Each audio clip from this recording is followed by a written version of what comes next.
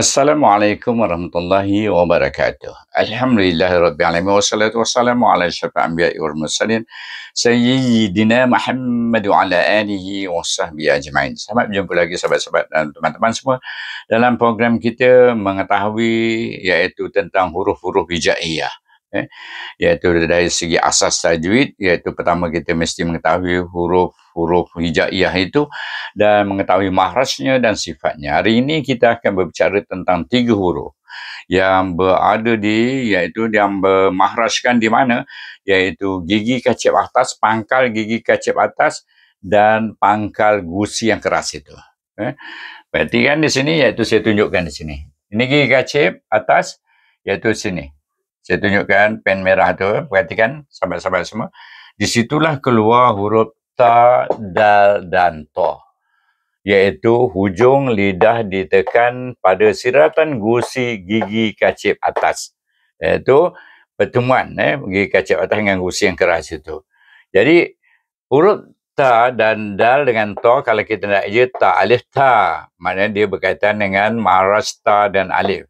Dal alif lam, dal dia berkaitan dengan makhraj dal, alif dan lam. Dal dan bawa makhraj hujung lidah kita buat makhraj lam baru boleh sebut dal. Dan to alif sama saja, iaitu makhraj to itu daripada gigi kacip tadi, hujung lidah ditekan siratan gigi kacip atas tadi, iaitu pangkal dia bertemuan dengan gusi. Gusi gigi kacip atas, bukan gigi kacip. Pada gusi itu pertemuan dengan gigi kacip atas. Dia bunyi to, iaitu huruf to dengan huruf alif nganga saja. Bunyi to, bunyi Baik, selesai. Bagaimana kita membunyikannya berdasarkan pada iaitu huruf, ejaan huruf tersebut. Baik, dari segi sifat, huruf kedua huruf dal dan to ini bersifat jahar. Manakala ta bersifat hamas. Jadi beza Dua ni sama, dal dan to. Ta tu hujung berhamas. Sebab dia terus sebut ta, lepas lidah tu hamas. Dari segi suara, daripada segi nafas, iaitu dal dan to bertertahan ta hamas. Ta hamas. Ni to, iaitu isti'la hurufnya. Okey. Baik, dari segi yang kedua, dari segi suara, ketiga-tiga huruf itu bersifat syiddah, tertahan suara masa nak menyebut. Letak lidah baru boleh sebut ta, lepas baru boleh. Dal samanya, dal lepas pergi pada lam baru boleh sebut dal. To, lepas to pada alif baru boleh sebut to. Tetapi to ini dia adalah huruf isti'la. Nak sebut dia bunyi tebal sedikit kerana dia angkat pangkal lidah. Bila angkat pangkal lidah di sana tertutup itu antara antara lidah dengan lelangit terangkat sedikit lidah tu, tertutup rongga mulut tu. Sebab itu dia bersifat itbak. Dan kemudian dia ni bukanlah ada dari segi suara tadi dah sebut syiddah, dari segi pangkal lidah yang to ni terangkat, yang dua ni tidak terangkat. Ta, dal tak ada terangkat pangkal lidah, dia saja terangkat. Dan infitah antara rongga mulut ta dengan dal itu terbuka, tetapi di sini tertutup. Sebab kita mengangkat pangkal lidah tu. Jadi dia merapat lidah kita kepada lelangit. Sebab dia panggil tertutup iaitu antara lidah dengan rongga mulut. Dan ketiga-tiga ini adalah tidak mudah keluar menyebut huruf tersebut. Dan kemudian dia bersifat qalqalah bagi dua, dal dan to. Inilah dia dua-dua huruf ni dengan syarat iaitu pada dal tu mesti ada tanda sukun. Bila dia sukun baru melantun. Ataupun sukun yang mendatang. Kita sukunkan. Misalnya dia di akhir kalimah. Kita sukunkan. Sebab itu qalqalah itu terpecah kepada, iaitu qalqalah terpecah kepada 3. Qalqalah Q terpecah pada 3. Pertama sugra. Yang ketiga kubra.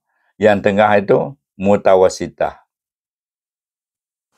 MT mutawasitah. Okey. Jadi ini berlaku di tengah kalimah saja. Sugra.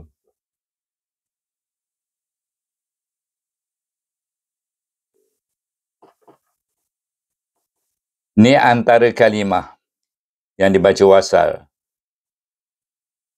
Yang akhir kalimah yang pertama tu ada qalqalah antara kalimah. Yang ini di hujung kalimah.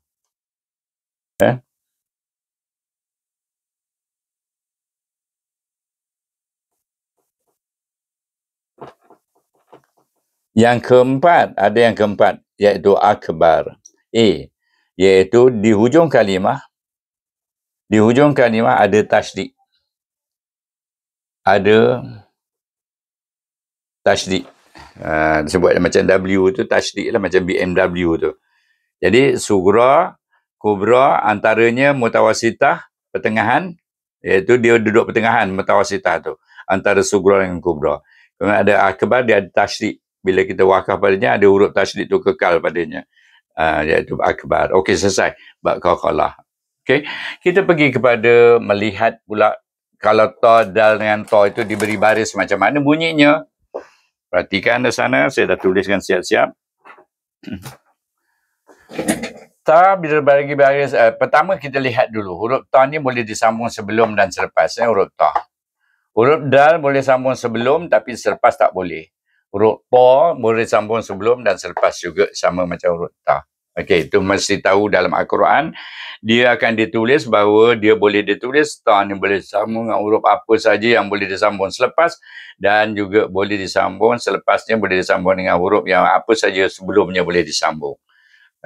Misal kata huruf ba, dua-dua boleh. Duduk depan boleh, duduk belakang ta pun boleh. Huruf dal boleh hanya di sini, iaitu di huruf-huruf yang boleh sambung selepas pada dal. Jadi mana selepas dal tak boleh sambung. Ta boleh buat seperti ta juga, boleh ta, boleh. Boleh sambung huruf sin, boleh sambung huruf ba, boleh sambung huruf ta, boleh sambung huruf mim. Tapi huruf lepas huruf mim tak boleh sambung. Mim boleh, mim boleh. Okey, bagaimana kita beri baris? Ta alif, ta. Ta baris ya, ta ya. Sebab tu baris ya saya sebut. Ni ya ni baris, alif ni baris. Waw pun baris waw. Jadi bunyinya ta, ti, tu. Bila beri baris dua, dia akan ditambah bunyi apa? Ta alif nun, tan. Ta ya baris satu, ya. Baris dua, tambah nun, tin. Tan, tin. Tambah dua baris, tambah nun. Ta, waw, tu, tambah nun. Ta, waw, tu, tambah nun. Jadi baris dua itu adalah huruf nun yang menyebabkan dia bunyi tan, tin, tun. Sebab hukum nun sakinah dengan, iaitu nun sakinah, kalau dia apa ni, kalau dia bertemu dengan huruf tanwin ni, dia dengan huruf tanwin bertemu dengan huruf hijaiyah, sama hukumnya. Tan, tin, tun ini. Baik, sini da, di, du. Ejaannya da, di, du. Tak ada baris ni sebenarnya. Da alif, da, dal ya, di, dal waw, du. Tanwin, da alif nun, dan, dal ya, nun, din, dal waw, nun, dun. Ta, sama juga. Ta, ti, tu, tebal bunyinya. Sama juga kalau dia baris alif, diberikan baris pun dia tebal juga bunyinya. Ta, ti, tu. Bila baris dua, pon, tin, tun. Baik, saya buat sini warna merah tu kan. Saya buat nota sini. Sini notanya apa dia? Itu kalau ada right, sebelum dia ada right, lepas ada right, tanda right itu tanda betul, iaitu boleh sambung. Kalau saya pangkal itu makna tak boleh sambung. Selepas dal tak boleh sambung. Jadi itu kena faham tu. Okey, jadi itu sahajalah penjelasan. Itu bunyinya bila diberi baris satu, bunyinya ta, ti, tu, eja. Bila kita eja baru kita dapat sebut. Mana huruf ta berkaitan dengan makhraj alif, terbuka. Ta, buka. Ti, turun rahang. Tu, moncong bibir. Bila dua baris ada tu, baris bawa dia. Ta, bawa lidah pada nun. Semua tu sama. Tan, tin, tun. Maknanya kita bawa lidah kita pada nun. Sama juga dengan huruf dal, sama juga dengan berlaku pada huruf ta. Bila baris dua, kita bawa dia lidah kita pada maraj nun. Jadi saya sudahi dengan wabillahi taufiq wal hidayah. Wassalamualaikum warahmatullahi wabarakatuh. Sampai berjumpa lagi dalam siri berikutnya, insya-Allah.